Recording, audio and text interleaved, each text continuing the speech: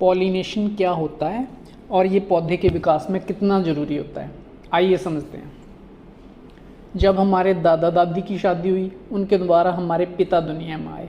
जब हमारे नाना नानी की शादी हुई, उनके द्वारा हमारी माता दुनिया में आई।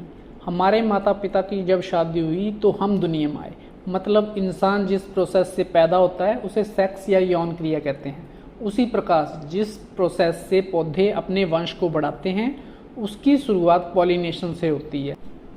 बस फर्क इतना होता है कि क्योंकि ये पौधे हिल डुल नहीं सकते तो इनके स्पर्म, जिन्हें हिंदी में परागकण और इंग्लिश में पॉलन कहते हैं, उनको नर से मादा तक पहुंचाने के लिए प्रकृति ने कई दूत बनाए हैं, जैसे मधुमक्खियाँ, तितलियाँ, तैतया और कई प्रकार के छोटे छोटे जीव। या फिर कुछ पौधों में ये पॉलिनेशन हवा और पानी के जरिए भी होता है। पॉलिनेशन और फर्टिलाइजेशन की प्रक्रिया कैसे पूरी होती है? जब पौधे के विकास की स्टेज आती है तब पौधे में फूल बनते हैं। पौधे अपने फूलों का मीठा रस बनाते हैं और अपनी महक और रंगों को बिखेरते हैं। ये सब उन मधुमक्खियों, तितलियों और तैतया जैसे जीवों को अपनी ओर आकर्षित करने के लिए होता है ताकि वो इनकी ओर आएं। जब ये जीव पौधे के नर फूलों का रस लेने आते हैं तो परागकण उनके पैरों और शरीर के बाकी हिस्सों से चिपक जाते हैं। इसके बाद जैसे ही वो मादा फूलों पर रस लेने के लिए जाते हैं तो अपने पैरों से लगे परागकण को उन पर छोड़ देते हैं और पॉलिनेशन कंप्लीट हो जाता है। इसके बाद अंदरूनी तौर पर फर्टिलाइजेशन की क्रिया होती है। वो परागकण अंदर जाकर अंडे से मिलता है और बीज बनना शुरू हो जाता है। इस अंदरूनी क्रिया को फर्टिलाइजेशन कहते हैं, जिससे फूल झड़ जाता है और फल और बीज का विकास शुरू हो जाता है। इस प्रकार ये पौधे और जीव एक दूसरे के सहारे जिंदा रहते हैं। इनमें से एक प्रजाति अगर विलुप्त हो जाए तो दूसरी अपने आप विलुप्त हो जाएगी। करेले की बेल का पॉलिनेशन कैसे होता है? जब करेले की बेल पर फूल आते हैं तो ये दो तरह के फूल होते हैं, एक नर फूल और एक मादा फूल। मादा फूल की पहचान क्या होती है? मादा फूल के पीछे एक छोटा सा करेला भी आपको दिखाई देगा। और नर फूल की पहचान क्या होती है? नर फूल के पीछे कोई करेला नहीं होता, ये केवल अकेला फूल होता है जो पतली डंडी पर टिका होता है। तो जैसे ही इसके पॉलिनेशन का टाइम आता है, ये अपने फूलों में रस और पीला रंग उभारती है, जिसे तैतया जैसा जीव अपना पेट भरने के लिए इस्तेमाल करते हैं।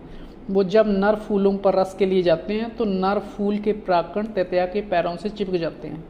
उसके रस को पीने के बाद जब वो मादा फूलों पर रस पीने के लिए जाते हैं तो उन परागकणों को वहाँ पर छोड़ देते हैं। इससे करेले का पॉलिनेशन कंप्लीट हो जाता है। फर्टिलाइजेशन के बाद वो छोटा सा करेला तेज़ी से विकसित होने लगता है। अगर ये पॉलिनेशन की क्रिया ना हो तो वो छोटा करेला पीला होकर गिर जाएगा। हवा के माध्यम से पॉलिनेशन।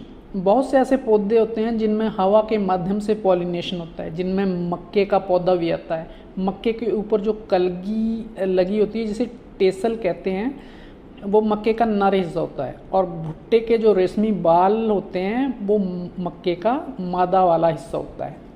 जब हल्की सी हवा चलती है तो मक्के के नर के पोलन उड़कर नीचे मादा के बालों वाले हिस्से पर गिरते हैं और पॉलिनेशन कंप्लीट होता है। जिन बालों पर पोलन कम गिरता है उस भुट्टे में कम दाने लगते हैं, और जिन बालों पर पोलन गिर ही नहीं पाता उनमें दाने ही नहीं होते, भुट्टा खाली रह जाता है। पॉलिनेशन के प्रकार। पॉलिनेशन मेनली दो प्रकार से होता है। एक सेल्फ पॉलिनेशन, इसमें किसी बाहरी मददगार जैसे हवा, कीड़े मकोड़ों की ज़रूरत ही नहीं पड़ती। ये दो टाइप का होता है। एक ही फूल में जब एक ही फूल के अंदर नर हिस्सा उसी फूल के मादा हिस्से पर गिर जाता है, इसमें टमाटर आता है, मटर आता है, गेहूं का पौधा आता है। और दूसरे टाइप का होता है एक ही पौधे के दो फूलों में। जब पौधा एक ही हो लेकिन उसके एक फूल का परागकण उड़कर या हिलने डुलने से उसी पौधे के दूसरे फूल पे चला जाए। फ़ायदा क्या होता है इससे? इसमें पौधे को किसी मधुमक्खी या हवा का इंतज़ार नहीं करना पड़ता, उसका वंश आसानी से आगे बढ़ जाता है। और पॉलिनेशन का एक तो हमने बता दिया सेल्फ पॉलिनेशन, दूसरे टाइप की पॉलिनेशन होती है क्रॉस पॉलिनेशन। इसमें एक पौधे के फूल के परागकण को उसी प्रजाति के दूसरे पौधे के फूल तक पहुंचना होता है। इसके लिए प्रकृति के दूतों की जरूरत पड़ती है, जिन्हें हम दो भागों में बांट सकते हैं। एक जो जीवित माध्यम होता है, बायोटिक जिन्हें कहते हैं, जैसे मधुमक्खियाँ, तितलियाँ, तैतैया, चमगादड़ या पक्षी।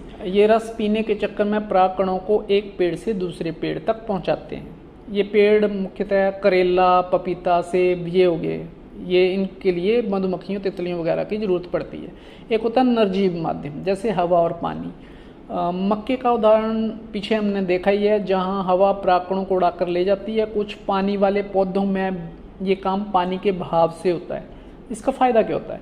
इसमें पौधे की नई हाइब्रिड और मजबूत प्रजातियां बनती हैं, जिनमें बीमारियों से लड़ने की ताकत ज़्यादा होती है और फल भी बेहतर होते हैं। क्रॉस पॉलिनेशन ज़्यादा बेहतर होता है सेल्फ पॉलिनेशन से।